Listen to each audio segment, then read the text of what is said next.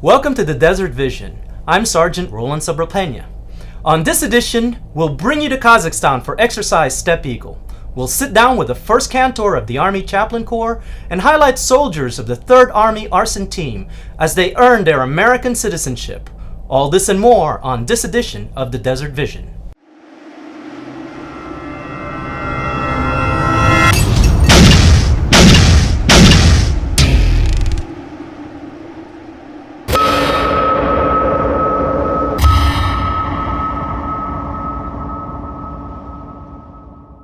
I recently visited with Chaplain Fromer of the Zone 6 Chapel on Camp Arifjan, where they are celebrating the Jewish holiday of Sukkot. Here in the Zone 6 Chapel in Camp Arifjan, Kuwait, Chaplain David Fromer leads the celebration in prayers and song. Chaplain Fromer is a military chaplain and a cantor. In fact, he is the 1st cantor to serve in the Army Chaplain Corps. So a cantor is a clergy person in Judaism who is entrusted with all the musical aspects of worship and of sacred action and sacred time. While taking a break from his pastoral services, Chaplain Fromer reflects on his role as being the 1st cantor in the Army. Being the first of anything that you do. And that's a wonderful opportunity to educate people and to dialogue with them about what the unique things that cantors bring to the fight are and how they can help soldiers in really unprecedented ways. Chaplain Fromer represents the 1st in the Army Chaplain Corps with his specialty in music. I'm Sergeant Roland Sobrepena, Arson Public Affairs. Exercise Steppe Eagle is a multinational armed forces exercise that takes place in Kazakhstan. Sergeant Ben Kelly was there to bring you this report.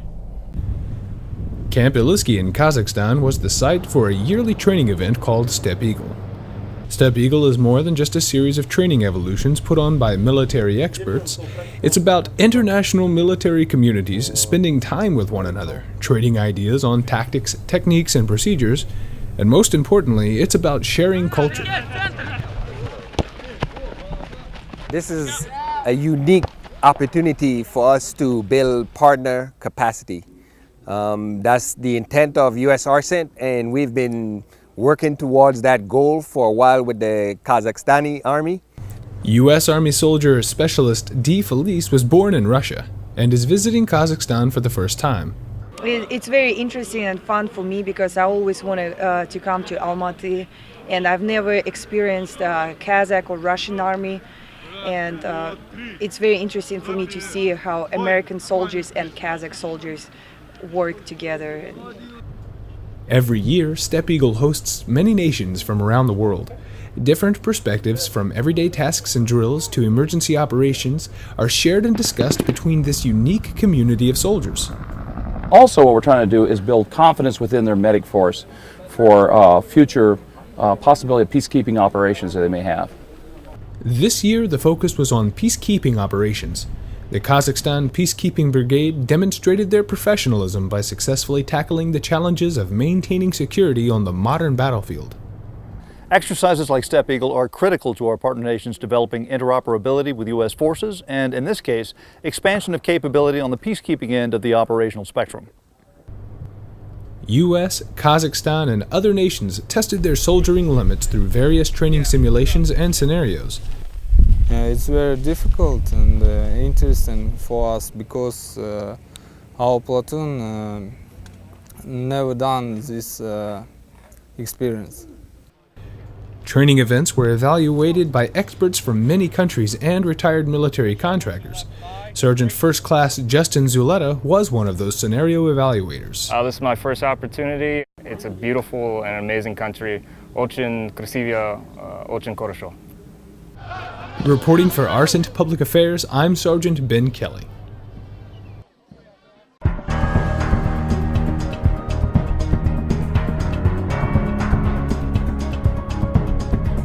For me, communication is like the most important key on the whole army. Like, it's the only way we can get success and accomplishment of every mission we can do. Communicate involves relationships, and it means building strong bridges and trust between people so that we can reach toward common goals. and find common solutions toward shared problems. It means communicating with ourselves, internal to the command, so that we're communicating the same message. This communication should be the same across all spectrums of operation. Third Army has a global audience interested in what we do in the Middle East. It's imperative that we communicate the correct message at all levels. Good communication is the basis for all we do here in ARCENT. As a soldier undergoing multiple transitions within my organization, good communication is the key to our overall success. Bottom line, effective communication is a two-way street. We have to effectively communicate our plans, orders, down to the lowest level, and we have to listen to the lowest level with any concerns, basically down to the lowest level to make sure they understand what it is that we are communicating. The greatest plan in the world is probably not going to work if we don't effectively communicate the plan to all those soldiers that are going to be executing the plan.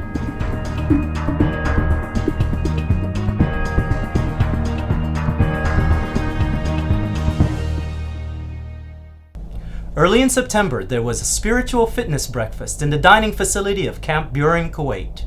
Specialist Derek Ramey takes us to that story. On September 1st, soldiers from Camp Buehring, Kuwait attended a spiritual fitness breakfast. The breakfast highlighted the significance of spiritual resiliency. I think it's very important because to be put in an adverse situation like a deployment, whether it's they're being single and now it's the first time they're away from their family, or whether they're a married soldier and it's the first time they're away from their real close family, their wife and children, for them to have other brothers and sisters in the uniform to not only grow with, but also to have something on an internal standpoint to be able to grow from. Trying to break you, trying to eliminate your ability to resist that which is being pushed upon you. And I want to tell you that you can resist if you're strong enough.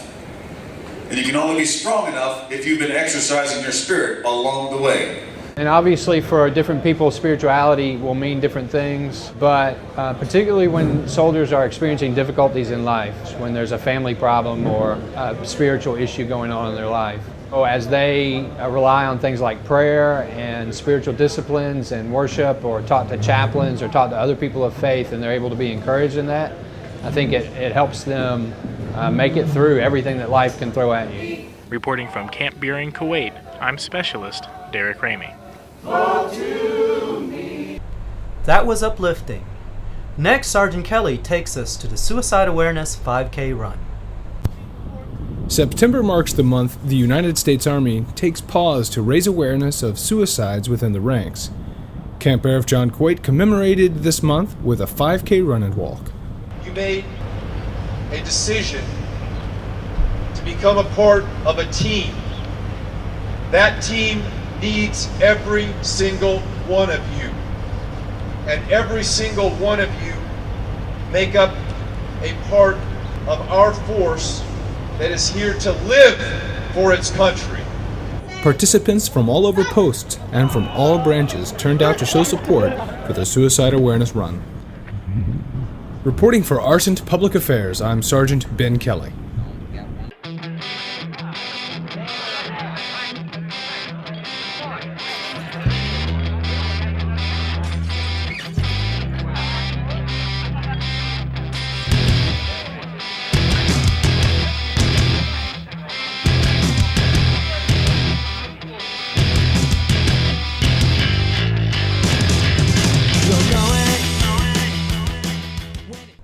Next is the Blackjack Express with Specialist Kelsey Jeffers.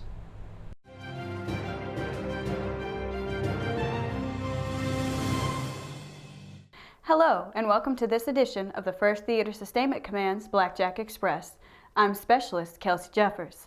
Coming up on this edition, we'll tell you how some families and soldiers of the 1st TSC were able to relax and learn how to strengthen their relationships, all while enjoying a well-deserved mini vacation.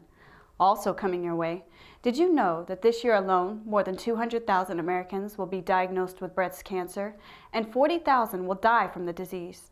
I'll tell you more startling details during our Did You Know segment. But first, the Commanding General of the 1st Theater Sustainment Command, Major General Kurt Stein, recently talked about his concern with the increasing number of suicides we as an Army are experiencing. In an effort to help prevent suicides within our 1st Team family, the 1st Theater Sustainment Command took a proactive approach by inviting military family life consultants, chaplains, and master resiliency trainers to talk about real-life situations and put into perspective the reality of obstacles soldiers may face in life, both while deployed and at home. Sergeant First Class Kimberly Cooper Williams has more on the story. Since the beginning of 2012, there have been 226 suicides across the Army. To help combat this disturbing trend, the 1st TSC held classes that taught different ways to overcome the obstacles in life and to remain positive. The training also ensured soldiers are aware of the many resources available to them. Understanding that although we do wear a common uniform, regardless of rank, we suffer, we end up with issues that will overwhelm us, and in the long run, if we can reach out to each other in community, we're able to save lives. Interactive-based training and the use of different scenarios taught soldiers about resiliency. Sergeant, I'll hit this one. How many male soldiers in here have daughters? Raise your hand, raise your hand. You're gonna be proud of your babies. All right. How many have daughters who are old enough to date? Ooh, see? She gotta be 35. The training helped shed light on the reality of suicide and what each person must do to prevent one life from being lost to this tragedy. Because one life is one life too many. Reporting for the 1st Theater Sustainment Command at Fort Bragg, North Carolina, I'm Sergeant First Class Kimberly Cooper Williams. There are a multitude of agencies set up to help you or someone you know that may need help. To talk to someone 24 hours a day, please call the National Suicide Prevention Lifeline at 1-800-273-TALK. Again, that's 1-800-273-TALK. And Battle Buddies, remember ACE, ACT, CARE, and ESCORT. Did you know that every 14 minutes someone will find out that they have breast cancer? Of the 40,000 people in America that will die this year because of the disease, 800 of them will be men. While having no family history of breast cancer, 85% of the people diagnosed with the disease will not have a family history. These numbers may be staggering, but there is hope. According to the American Cancer Society, as of 2010, there are more than 2.5 million breast cancer survivors in the United States. One of the most shocking facts is that many of these survivors detected a problem on their own during a monthly self-breast exam. Early detection is the key. Women ages 40 and above should have a yearly breast exam and mammogram to increase their chances of early detection. All women should ensure they are doing monthly self-breast exams. You are more likely to detect changes in your breast health, such as lumps, disproportion, and shape changes than your healthcare provider. If you think there is a problem, don't be afraid to talk to your healthcare provider. It is better to know earlier rather than later because the chances of survival decrease dramatically. While 1 in 8 women will find out they have breast cancer, your hands have the power to help save your life. For more information, facts, and statistics about breast cancer, visit the American Cancer Society at www.cancer.org or talk to your healthcare provider. Together, we can make a difference. It may be approaching fall, but a group of soldiers and their families spent a water-filled weekend away from Fort Bragg to decompress, but also learn some valuable information about the art of communication and resiliency. Specialist James Bowen Jr. has the story. Single and married soldiers and families of the 1st TSC gathered together at the Great Wolf Lodge in Concord, North Carolina for a Strong Bonds retreat. The 3-day event, hosted by the 1st TSC Chaplain Section, focused on building communication skills for healthier connections between significant others. You go there, you get away from work to relax, you get to spend time with your peers and get to know your peers and significant others. Bring your children. It could be family time for anybody because I know some people are still caught up with work, so it's a chance to get away. Single soldiers who participated in the event focused on understanding personality types by learning how different people think and react. Seeing as how I'm getting married soon, I think it gave me a better understanding of my fiance or wife-to-be and to help me understand myself as far as where I stand and what my personality was like. In the end, married couples learned the value of a strong communication-based relationship, while single soldiers took a deeper look into themselves, all while unwinding and bonding. Reporting from the Great Wolf Lodge in Concord, North Carolina, I'm Specialist James Bowen Jr. For more information about Strong Bonds or how you can participate in an event, visit your unit chaplain's office or go to www.strongbonds.org. If there is an open slot, you can participate even if it is not your own unit. Well, that's all the time we have for now. Thanks for watching. Stay up on the latest news by logging onto our Facebook page, keywords 1st Theater Sustainment Command. See you next time. First Team. Now back to the Desert Vision. Finally, 7 soldiers earned their American citizenship in a naturalization ceremony in Camp Arif-Jan, Kuwait. Sergeant Adam Stone reports. It's always special when soldiers serving in the United States Army become American citizens. 7 soldiers took the oath of citizenship at Camp Arif-Jan, Kuwait today. They serve as everything from infantrymen to combat medics and artillerymen to drivers. Now, they serve as citizens of the United States. Specialist Ian Desegano knows that future Americans are looking to him as an example. Help our country as much as we can. Be an example of a great American and set example for the next people who are wanting to be Americans. Brigadier General Charles Taylor, the 3rd Army Chief of Staff, told these new citizens that no one can question their commitment to the United States. So again, I can't tell any of you about what commitment is. Your personal journeys to citizenship reinforces that freedom is not free. Your personal commitment to this American dream knows that this is a journey and not a destination. From Camp Arif-Jan, Kuwait, I'm Sergeant First Class Adam Stone. Congratulations to those new American soldiers. Well, that's it for this edition of the Desert Vision. Tell us how we're doing on our Facebook page at www.facebook.com/Arson3News. I'm Sergeant Roland Sobrepena.